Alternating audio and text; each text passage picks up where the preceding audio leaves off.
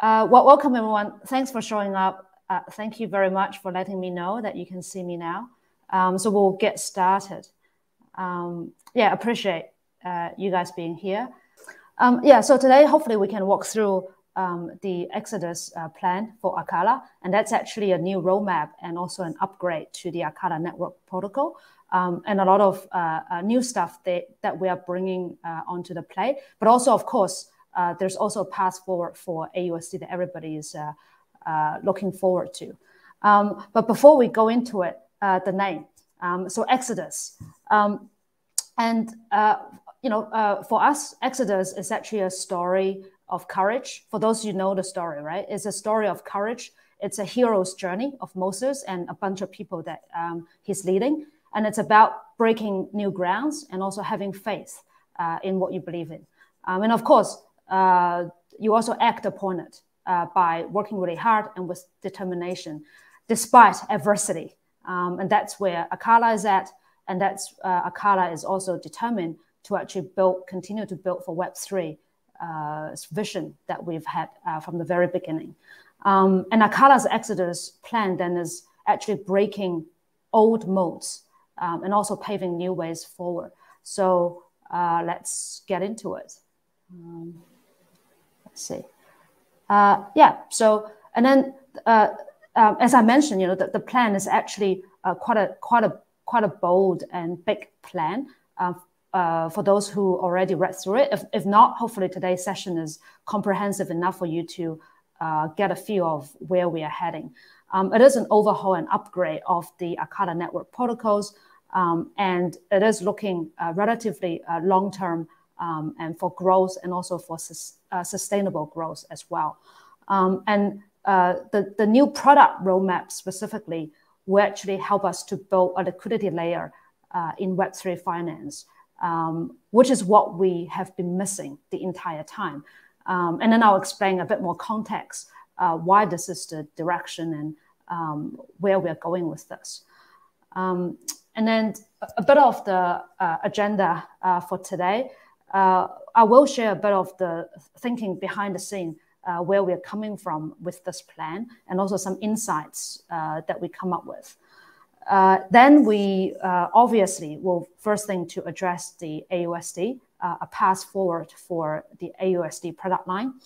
And next, then we'll go into building liquidity. And this is the universal asset hub that we'll be launching.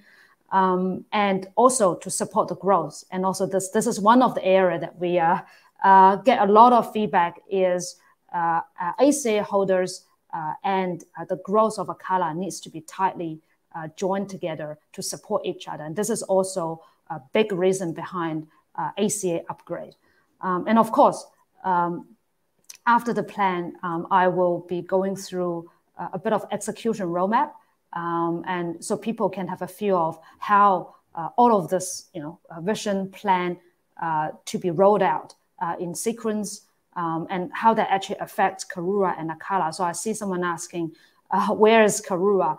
So all the plans for Acala, as you know, Karura will always be the canary for Acala. So all the changes will go through Karura first, and then it will go on to Acala. But it may not be, it will be stacked, right? So I'll explain a bit more detail when we get to execution. And then we've also collected some questions also. We can address that at the end if we have time. So yeah, so let's dive right into it. Current state. So this is some thoughts on our thinking, right? And one thing I want to say is we didn't come to this plan lightly. It took a while to actually think through the process. So appreciate your patience. But in between time, though, we didn't stop building. So for those who actually pay attention, we've been building all the way along. There's infrastructures, there's protocol changes, there's tooling that we are releasing, and there's also protocols that we are building behind the scene that are all part of, trying to validate what we are trying to do in the next few while. And a lot of it actually contribute to this plan that we come up with. Yeah, so this is not just on paper. This is actually a lot of work behind it. And so firstly, I think aUSD. After the aUSD incident last year, I think the things that we've done is to actually provide collateral into the protocol so that, fundamentally it is over collateralized. But with stablecoin as such, deep liquidity and also the trading volumes, it's actually what drives stability, as well as what collateral you have, right? That's another thing that I will address a bit later. But even, for example, in the USDC case, it is a relatively, stable USD stable coin. However, it will still depeg due to market activities. And a lot of it has to do with the market, and a lot of it has to do with the deep liquidity and also the trading volume, like how much adoption that it has. And we actually lack both, right? So admittedly, we lack both of it to actually keep it stable at a good level. And then meanwhile, the underlying collateral. So the underlying collateral, mainly Polkadot, of course, has been lagging also behind anticipating liquidity and adoption. I think Polkadot's prime time has yet to come. It will come.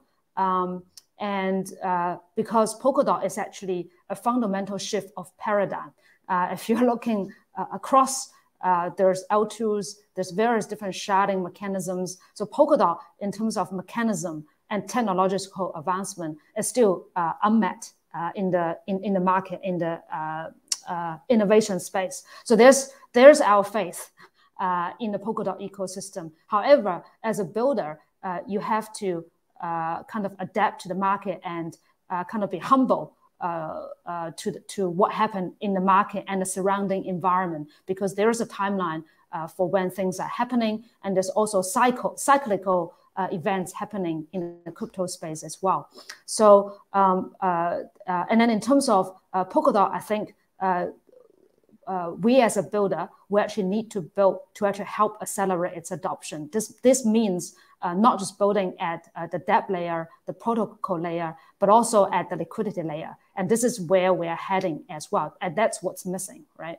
And if we want to go a little bit further on that, is we actually, on that, we lack a number of the enablers for ourselves. And then that's us to actually be blamed for that.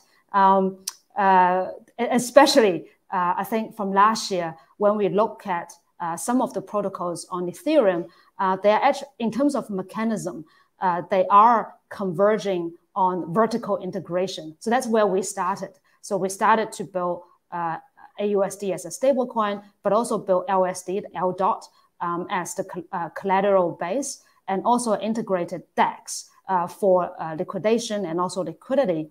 And you can see protocols on the Ethereum side start to become this is becoming an emerging trend in DeFi over in Ethereum. Namely, you can see Maker is making the move to build their own integrated DEX, as well as LSD of their own, like ETHDAI, as well as Curve, starting from the other end, starting from the DEX end, and building a stablecoin, and also using something similar for liquidation, the multi-layer of liquidation. So in terms of mechanism, I think that's what is happening. But obviously, the lessons we learn or the insights we get is we are missing other pieces to enable all of this to be bootstrapped and then to get to a level that is actually useful and being adopted. And one of the things is liquidity, and the other thing is asset variety and diversity. And then in terms of liquidity, there's a number of things that we are missing at this. Is when we first launched, right? I think we missed 2 entire cycles along. So we've been building, I think counting back, I was trying to say 3 years, but I realized it has been 4 years since we started building on Polkadot. I think in 2019, that's when we started. And of course, we miscalculated or made our assumption on the time that we could launch based on Polkadot's launch timeline. And we beautifully missed the DeFi summer when we actually launched. We're actually at the tail end when we launch. And then the second time around, I think it's early last year or the end of the year before, where there's another bull. And that's also the time when, if you guys remember, we had aUSD campaigns and then trying to actually pull liquidity and then also having an ecosystem built on top of it. However, at the time, I think it's a heavy lifting, although things are happening quite a bit outside of the Polkadot ecosystem, but we also didn't manage to, at least not to our expectation, the development or the progress or the growth that we want to see it happen, right? Because fundamentally, I think liquidity and also the adoption, which is the trading as well as the utilization of the stablecoin, didn't go as what we anticipated. So we missed that one, the second bull run as well. And of course, looking back, it also didn't help last year that we had the big aUSD incident, right? And then all of that add together, that leading up to this point is also the market flipped upside down. And many of those things that we cannot control, and then we also have nothing to actually grapple on.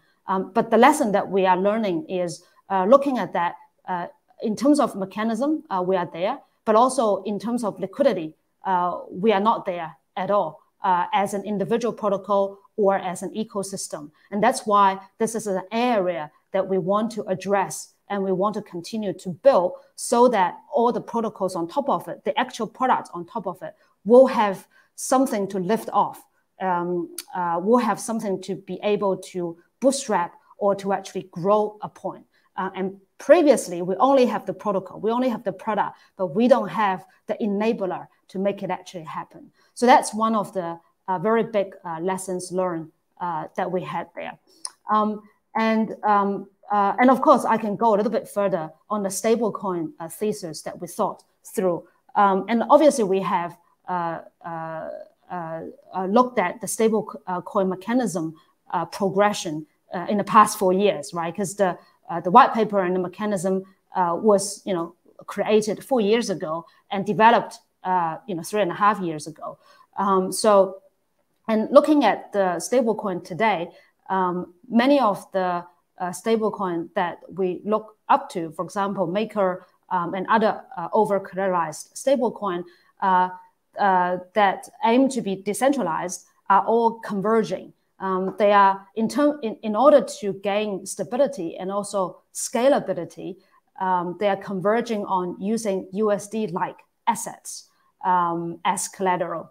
And then for those of you who thought through this problem, then there's a big problem with it, because then you start to have regulatory risk, centralization risk, and also now economic risk because of the US dollar outlook. And in that regard, I think for builders in the stablecoin arena needs to rethink about the mechanism, whether it still makes sense. Because if everyone is converging, the question is, why don't you just use USDC and USDT? So on Acala, we already support USDT, and very soon other stablecoin as well, right? So if those already fulfills all your needs, and you are compromising your decentralized stablecoin in centralization, then why don't you just use USDC until some better mechanism that comes up that can fulfill the decentralization or Web3 goals that we have. And that's also an area that's under our research and development, that we want to come up mechanisms that when we actually launching a new stablecoin, when our liquidity is ready, that we are able to do so. And then in the meantime is what happens on Ethereum L1 and L2 Ethereum merge, and a lot of things are happening over there. While I think the downturn or the bear market actually takes away the hype factor for every other copycat, right? And this is where you actually need captive liquidity and also really real use cases that people are interested in to actually stick along. And this is also something that we take into consideration when we come up with the plan. So right now, Acala still have the leading native assets, Polkadot assets for TVL. So we didn't go in the last run. We didn't massively pull in external assets. So we mainly rely on Polkadot native assets, namely DOT as well as other parachain assets, and also native assets on Acala for all the activities. And then of course in the plan that this will continue to be the main sort of asset base, but also now we have some enablers in terms of the tech, that we have the multi-chain router that will be able to route liquidity from any L1, L2 to and from any parachains. So that will also enlarge our sort of scope in terms of building this liquidity hub. So that also goes into consideration of our new roadmap as well. And lastly, and I think this are the few areas that we think you may or may not agree be the new trend, where I think when the next bull returns, some areas will actually add tremendous value to the space that we are in. One is the aUSD. So for those who don't know, it's like liquid staking derivative or liquid staking token, and also the DeFi products that build on top of it. That's an area that's very, very interesting and trending. And of course, that's an area that we've been building for the last 4 years as well. And also hi-fi. So there's also institution play in that area as well, and specifically in the liquid staking area as well. And also revival of DEXs as some of this centralized exchange start to have challenges of their own. So taking all of those in is where we think there's a unique opportunity for Acala, because we have been building in those areas for a long time. We've got the builder skill, and also we've been partnering up folks who are in the aUSD area to build in the last wee while as well. And there's a very positive market feedback and validation for us to be confident that if we use that as the first springboard, and it will actually help us for our plan to be very solid. And then that's where we will hopefully that we can build and innovate, and then to actually really achieve our really long-term goal is unbiased prosperity for anyone and everyone, right? And so now let's go into the juice of the plan, and that's enough like backgrounds and also kind of like thinking, raw thinking that behind the scene. I'll just go straight into it because I've kind of already talked through the three components of the plan. So there's the aUSD seed pathway for the aUSD product line, and then the universal asset hub. And I'll talk a little bit about the stablecoin plan, as well as how ACA upgrade will actually help tie all of this together and be able to support the growth, and also for ACA holders to benefit from the growth as well. And first thing first, so the pathway forward for aUSD is through aSeed, so aUSD seed. And then the main thinking behind this is we want to offer options. So we need to move ahead, that's for sure, right? And we want to provide options so that folks who want to exit, they have ways and enough time to actually exit their aUSD positions or votes for that respect. But also at the same time, also want to offer those who want to stick along and then support Acala's future growth. And then this will open up marketplaces because there's a future value there for people to speculate and also to be able to enter and also exit their positions at different time, such that folks who want to sell their aUSD or close their votes they can do so with a lot more market activities, but also allow those who look at the AC Treasury and they still want a piece of that and buy into, say, the future of DOT and the future of ACA and other assets that will be in the Treasury. So how this will work is on launch, aUSD will be converted to ACED one-to-one across all avenues. So if you hold aUSD, then you'll be holding ACED on your account balance. And then also for liquidity pools. So if you're LPs, you don't need to do anything. Those LPs will be converted to ACED LPs. So that will allow ACED to have open markets for trading, arbitraging, and then other activities as well. And then there will be designated vault conversion time after that. So it won't happen all at the same time. The vault owners will have time to make up their mind whether they want to leave their collaterals in the vault or actually exit the vault. And if they decide to leave the assets in the vault, and when the conversion time happens, there will be a percentage of the collaterals based on the set aUSD and also asset prices. They will go into the ACED Treasury. And the remaining will be returned to the vault owner.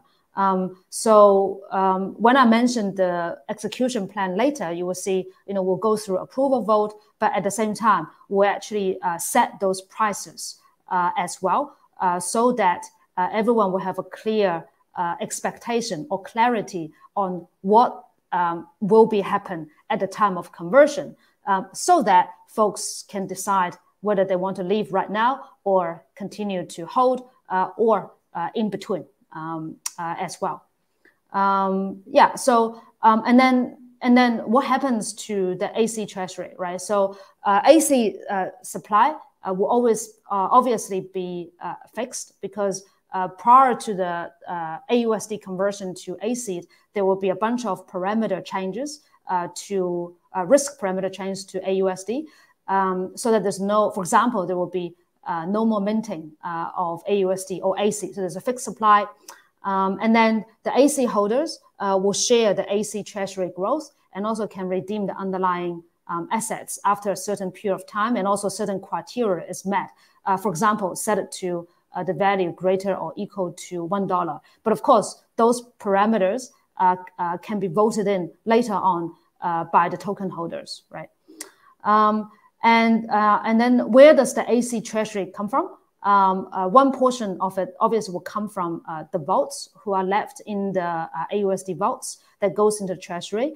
And of course, and this is only for those holding on to ACED and wanting to be part of the Polkadot growth as well as Acala growth. So there will be asset appreciation, but also there will be staking yield involved for those assets. For DOT, obviously, but also for ACA as part of the upgrade, ACA staking will be introduced, and that will also be going into the AC Treasury as well.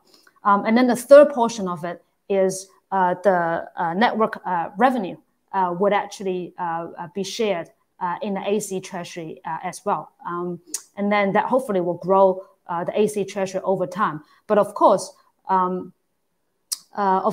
the change in the Treasury asset, whether that's up or down, as long as it's changing, it's going to create a demand and also interesting market dynamics and arbitrage opportunities for ACED holders or AC traders.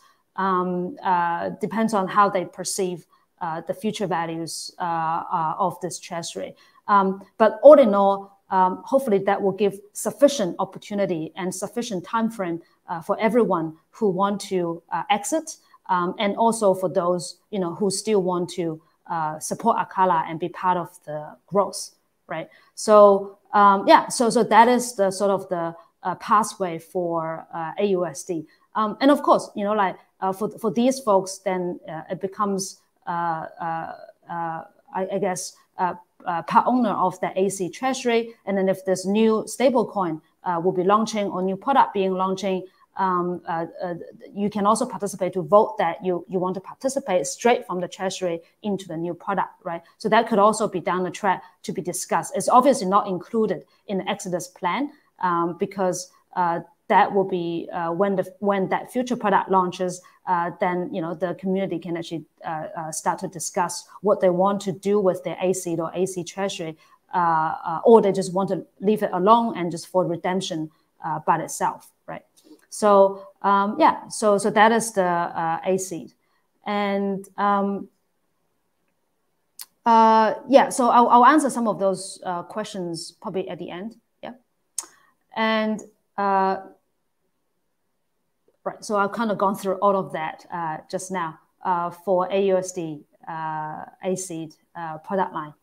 And then the next one, then I want to go into a bit of the product roadmap of where we are heading. I think one of the things is liquidity is currently very fragmented on L1, L2, and in particular like parachains. This is also a fundamental lack from our previous protocol iteration. And this is an area that we are missing for Acala. And I think and Polkadot's prime time will also come, I think, when more multi-chain use cases are being discovered and also more seamless cross-blockchain and also very deep and captive liquidity are made a reality, then parachains and the parachain use cases, as well as cross-chain use cases, can become very affluent. Right now, it's a challenge. So then part of our goal in the next iteration is to launch the universal asset hub. And then in the sense that we want to build that liquidity layer of Web3 finance in particular. So, and then we are starting, our starting point is aUSD and aUSD5 focused liquidity. Obviously, this is very expensible. We can expand it to various different type or targeted liquidity, but we chose to start from the aUSD and aUSD5, where we already have a lot of liquidity in the area and also building experience and also partners in the area. And then one thing that worth mentioning is I think from the Polkadot side, folks has already been familiar with staking and also liquid staking in the last, I think, 2 or 3 years since Polkadot launched, and also a few of us building in this area. However, on the Ethereum side, it's only gaining traction since it gets closer to the Ethereum merge, and also people being able to withdraw things. And then for the Exodus plan to carry out, it actually allow us to actually build multi-chain use cases for this, because you are able to now technically exposing dot holders to get exposure to stake ETH to get yield on both sides. So you are able to hold staked dot and also staked ETH, and also the interface products that we built with, for example, the T dot, and also on the Ethereum side, there's also similar product that we will be supporting that give you interface into aUSDs on both sides. And then it will be interesting that if you get hedging opportunities or trading exposures on the 2 different sort of POS U products. And of course, it also opens doors to many other proof of stake chains, aUSD products as well, because of the enabled by the hub, the multi-chain asset router as well.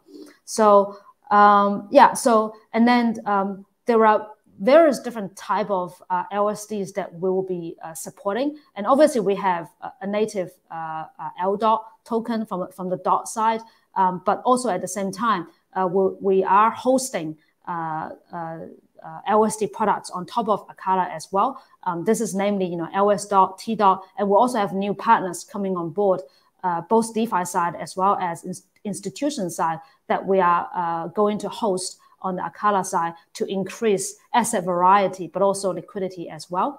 And then the next step is multi-chain expansion, where there will be other type of aUSDs coming from across the chain to actually create interesting use cases and trading scenarios for people to play with.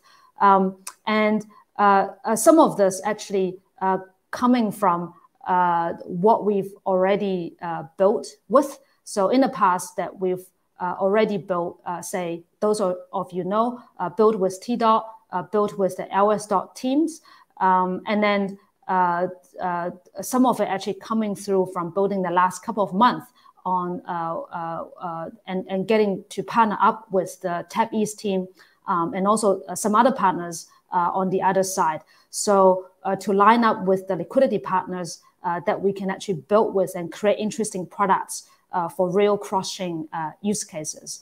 And then the feedback is quite positive because people actually appreciate a lot of the stuff that we built on the Polkadot side that are really deep tech and also mechanism-wise is really advanced. And then if it coupled with deep liquidity and also a lot of active, buoyant user activities, and then this will be the turning point for Acala and also the adoption of the parachain ecosystem as well. And then, yeah, I'll go into that a bit more in detail. Is on top of so how you actually visualize all of this is the Universal Asset Hub is actually supported. Underneath it is our asset router, and then that will support XCM, obviously, but also the wormhole bridge, which allow us to get access to L1s, various different type of L1s, and also L2s. But the asset router that we built allows you to do one transaction that you can route assets across all of these chains at once. And that's only just the tech side, right? And then with the asset router on top of it, and this is where our Acala EVM Plus that comes in to serve as the dApp platform. This is where we can build LSDFi with applications building on top of it that allows many different use cases to be made possible. So for example, we'll be launching the Euphrates liquidity dApp on top of the Universal Asset Hub. So that will be a smart contract application where it will actually provide farming opportunities from starting for DOT and also DOT aUSD products, and then creating liquidity vaults to actually help bootstrap the Universal Asset Hub. And then later, this can obviously be easily extend to support the Ethereum side of the aUSD and also other multi-chain aUSD liquidity vaults and creating interesting use cases for different sides of the holders, aUSD holders, to get exposure to other type of aUSDs and for trading and for hedging and etc. And then this will obviously comes into play is the ACA tokenomics to support all of this, which I can go into more detail in the next session. But just for how it will work is the ACA token holders, they will stake in the ACA farm, and then they will be directing where the ACA emission will be going to support the dApps or support the projects on the liquidity pools. And then at the same time, those dApps or LSD project tokens will then also be contributed to the ACA farm so that the ACA holders will get exposure to ecosystem growth that are happening on top of the Universal Asset Hub. And then in terms of launch, I just mentioned the Euphrates dApp that will be launching, and it will be boosted .LSD vaults and later for multi-chain LSD farms. And also there will be a bunch of launch partners that will be announcing. And then, it will start to be powered by the dApp Hub, which is the built on top of the Acala EVM Plus, and line up a pipeline of new partners and dApps to come and build on top of the Universal Asset Hub. That is the sort of the goal for the Universal Asset Hub. And then later on, I will have an execution roadmap. I see someone is asking how does this all come to in fruition in terms of execution. So I'll try to get there relatively quickly. And then one of the last pieces to connect all of this together is the ACA token. I think the Acala network has grown way beyond the original ACA scope. That actually has very limited utility to support the new growth, especially after we have the EVM Plus and also new infrastructure that we've built. So the plan here is really trying to connect the ACA holder and their engagement and their motivation to the network growth. And in turn, they can also grow with the network and the ecosystem. And I've kind of alluded to how they will work when I explain the Universal Asset Hub. But to start with, so ACA is never intended to inflate permanently. So it's not going to be turning into a permanent inflation model. The new emission is only be serving specific purposes that we outlined here, and also for a very specific period that we think is sensible to bootstrap what we're trying to build here. And then part of the emission will be dedicated to ACA Farm for long-term ACA staking, and part of the ACA emission will actually go into specific ecosystem growth, namely the liquidity growth, as well as the debt growth, as well as any other places that can help bootstrap liquidity as well as adoption. And then, of course, in turn, there will be debt token contribution and also pool participant token contribution back into the ACA farm, and where the ACA staker will enjoy a share of it. And also as part of it, the ACA staked assets will also can be served as part to support the network security as well. And a portion of it, not in the first iteration, but in the later iteration, that it can used as to support network shortfall in case when that happens. So it's almost like in terms of, in Polkadot's terms, almost like a slashing when a bad actor happen on the network. And also there's a burn mechanism as well. So the burn mechanism comes in two parts. One is ongoing. So this is actually leveraging the substrate platform that we're building on top of. Is every spending period, then the unspent ACA in the treasury will get burned. So percentage will get burned. And of course, this parameter will be voted in at the same time of when emission get votes in. And then, and we think it's not enough. So this is like a building feature for the treasury, but then we think that it may not be enough. So the second component for the burn is burning the amount of fees that earned over a period of time. And obviously this is not a building mechanism. So this can only be done periodically. That makes sense. So for example, maybe over a 6 months period, then you can then you know how much fees that the network has been generated, and then you can via governance then vote to burn those ACA that are unspent, right? And then over time, hopefully, as we grow, then making ACA then become deflationary in the future. So yeah, so that is the sort of the quite a quick overview of what happened for ACA tokens. And I won't go into that. Yeah, so, and then for all of this to make sense, there's obviously some long-term pools that will be supporting, and this will be like ACA pools to really build up the liquidity there, so that ACA becomes that currency that trades against like DOT and other aUSD token project tokens, etc. Of course, USDT and USDC, those are by default.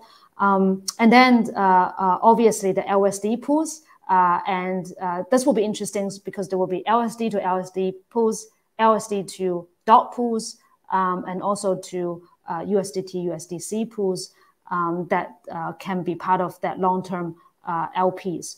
And then the new ones then can be voted in later on via governance as well, when that makes sense to ACA holders, right? So yeah, so and then have I covered all the stuff that are ACA tokens? Yep, I think it has. And then so the whole point of we are doing this, obviously one is feedback, and the other thing is we want to find to make a virtuous cycle so that people can get exposure, like ACA holders can get exposure to ecosystem project growth, especially the ones that they vouch for, they support, right? And then hopefully this will create a flywheel effect to tide all of our liquidity plan, our universal asset hub, as well as how ACA holders participate in all of this building, as well as deploying and growth. So yeah, so that is the ACA upgrade. And then if we going back to the stablecoin topic, are we going to build a stablecoin in the future? And I think first of all, the prerequisite this time for us to launch a new stablecoin will be the universal asset hub has to have the liquidity to be built up. I think that's the big lessons that we've learned is liquidity is the missing link. So we're going to build one level lower this time, and then going back to the stablecoin layer. And then if we are to launch a new stablecoin, it will be LSD, potentially LSD centric collaterals with the yield in there to make it really interesting. But also not just that, because there's already stablecoin that purely just use LSDs as collateral. They stay decentralized, but stability and scalability are still a challenge, right? If you look at the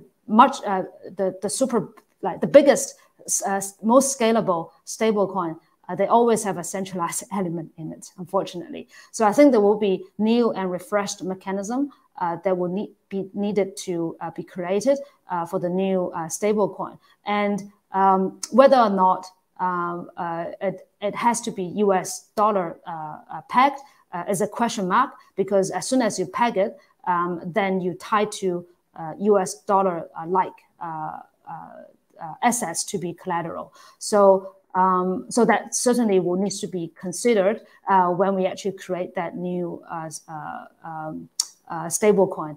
And then if we do so, then hopefully that actually can become a universal currency rather than just a US dollar stablecoin. And this will remain on currently on our research and development, so that hopefully we can come up with that plan and be able to launch that with more details once we have it. Okay, now is the part with execution. So how all of this can come to play. The launch plan is going to be phased. So the execution plan is going to be phased. And to kick it off, there will be an approval vote that will be put forward to for the general direction of the proposal. And then I think at that point, it also makes sense to actually set the ACED or aUSD.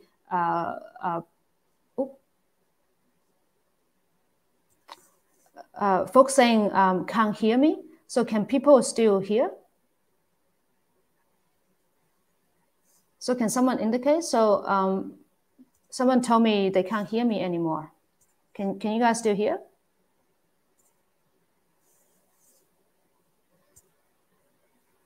Hello, can you guys still hear?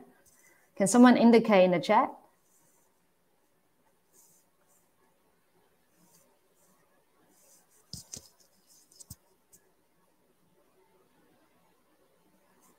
I can hear. Oh, okay. Oh, great. Okay, cool. Sweet. Thanks. I'll carry on then. Yeah, thanks, guys. So I think we were talking about approval vote. So I think in addition to the general direction, also makes sense to create some clarity by setting the vote conversion price there. So including aUSD price and also the collateral price as well, so that people can know upfront what is going to happen. And then so they can actually decide right after that, are they going to hold, are they going to leave, or are they just going to wait it out and see what happened in between time. So that is going to be the first thing that will happen after this. The approval can happen basically any time from now. And then after that, there will be multiple components, as you can see on the screen, for each work stream. So there are 3 work streams that are being created. There's obviously the aSeed work stream in the middle there, the green one. And then there's the aSeed token work stream, and then also the Universal Asset Hub work stream. And then each work stream are broken down into phases. They don't necessarily mean a timeline, because any number of them could happen at the same time. And then there's also Karura and Acala at play here. So I'll start talking through the steps of the rollout, and then I will go back to how Karura and Acala timeframe will look like.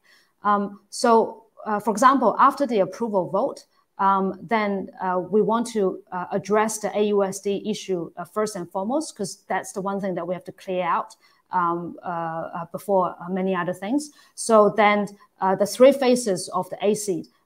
First one is changing parameters and also converting aUSD to aSeed. That's the step number 1. And then after that, step number 2 is for those who keeping their votes. Then there's a vote conversion date being set, and also vote conversion happen on that date that the collateral goes into the AC treasury. And then step number 3 is where the details of the, redemption can be voted in. For example, what are the criteria, what are the time frame, those can be voted. So those will be executed in phased approach. And then for the tokenomics, it will be firstly is the emission vote, and that also means emission and burn can be set up in a vote. So then that will be ready for the Universal Asset Hub launch later on.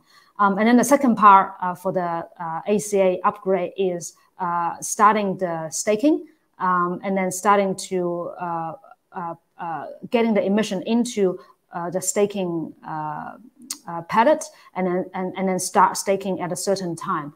And then the third part of it is introducing the security aspect of ACA staking, as well as various optimization. For example, using dynamic voting to distribute incentive, as well as other aspects of the optimization. For example, you can use a smart contract to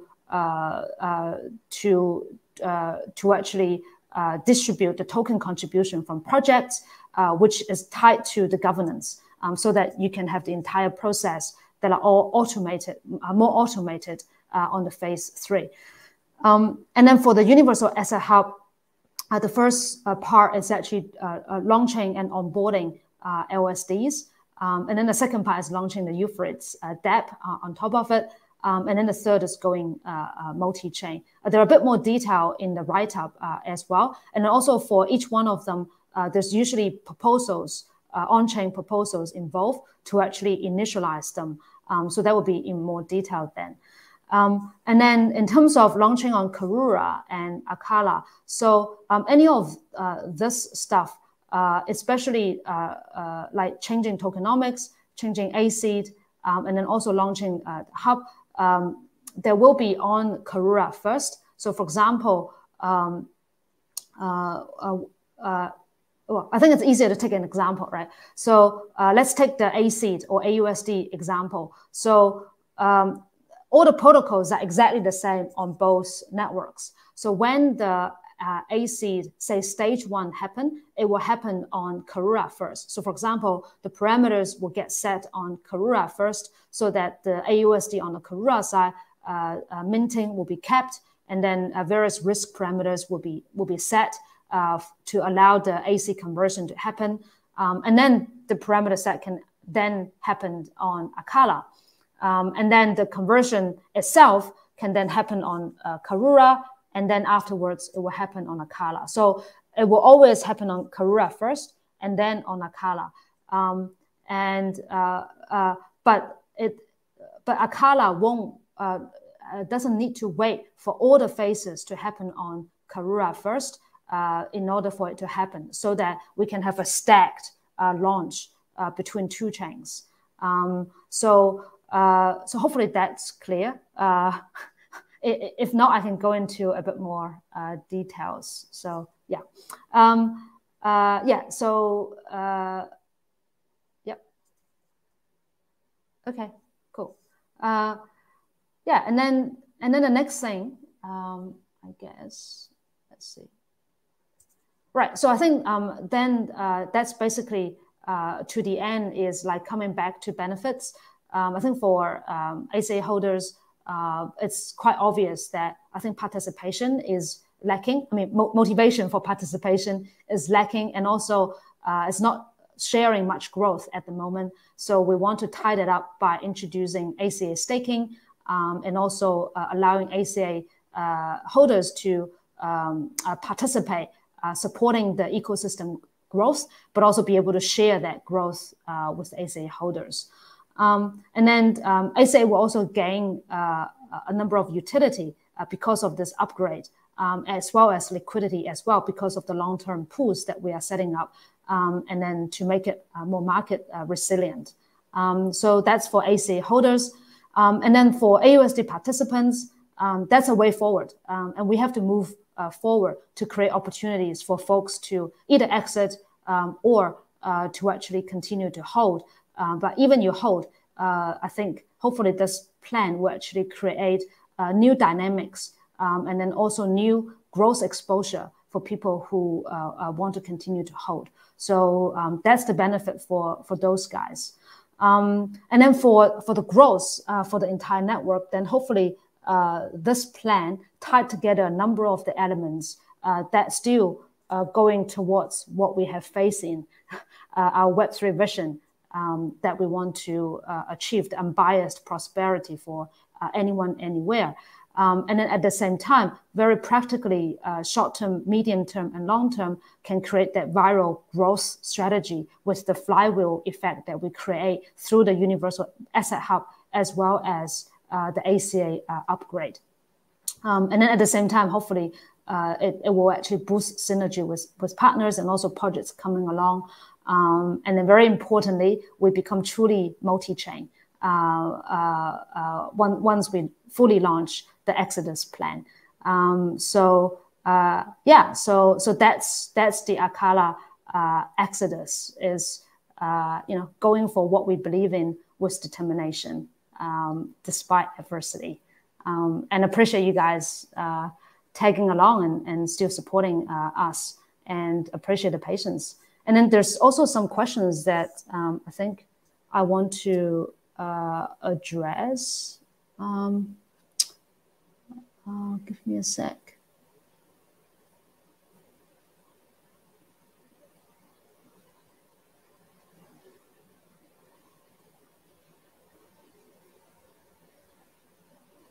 Right. So, so questions asking about assets in the AC Treasury. So I think on the Karura side, there may be some KSM, and there's also KR, obviously. And then on the Acala side, there's USDC, and then there's also some DOT, maybe in the form of LC DOT, but they can be converted to DOT or L DOT later on. And then obviously ACA in there. And then some of those obviously can go into the AC Treasury, right? And then part of setting the price upfront is so people can have a clarity on how much exactly you would expect, right?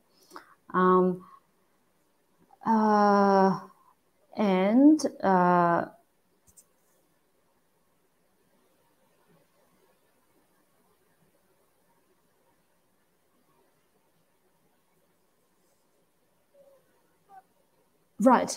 People asking exchange. Yeah. So so there's ongoing still resolution with the with KuCoin. So that hasn't been resolved. So it just really depends on where that ends, and then that decision can basically direct where those aUSD will go. As far as for the on-chain concerns, so when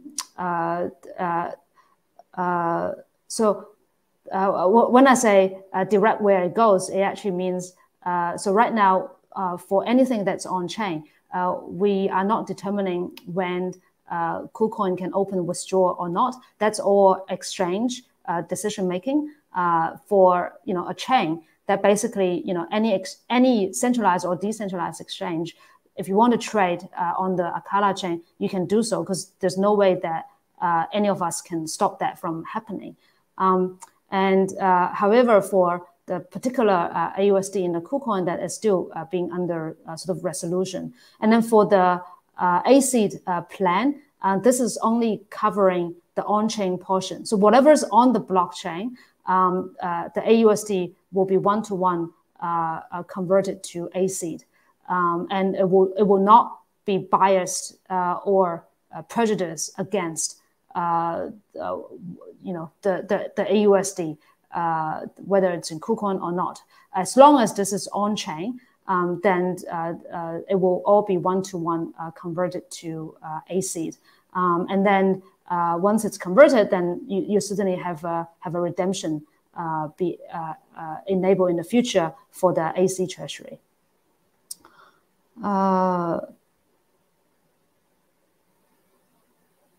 Yep. So I think that's it. The last question is on elaborate on the burn mechanism. So I think I touched on it, but one of them. So there's two types of burn. The first one is using the on-chain treasury burn mechanism with substrate, where in an unspent period. In a treasury spent period, any unspent amount, a percentage of that can be burned, and that's automatic every spent period. Depends on how long. So it could be monthly or it could be quarterly. Depends on the parameter that are voted in. And then the second one that we are added in that we don't think is enough just to burn the unspent percentage is based on network fees. So network transaction fees over time, for example, we can also set a period, say 6 months, then the cumulative transaction fees can then be voted in to be burned on chain. And this is really tied into the network growth. If there's more growth in the future, the more ACA that you can burn to actually reflect that on chain as well. So yeah, so that's it. Yeah, and then I think that's all I will say. Yeah, and then, yeah, so thanks again, folks, for tuning in. And this is the beginning of Acala's Exodus plan. And then hopefully we'll see some actions very soon for us to execute some of the steps that we outlined here. And obviously, a lot of them will have a lot more detail as we gradually roll out more details of the dApps that we're building and also protocols that we're upgrading. But just thanks for tagging along, and we will let you know.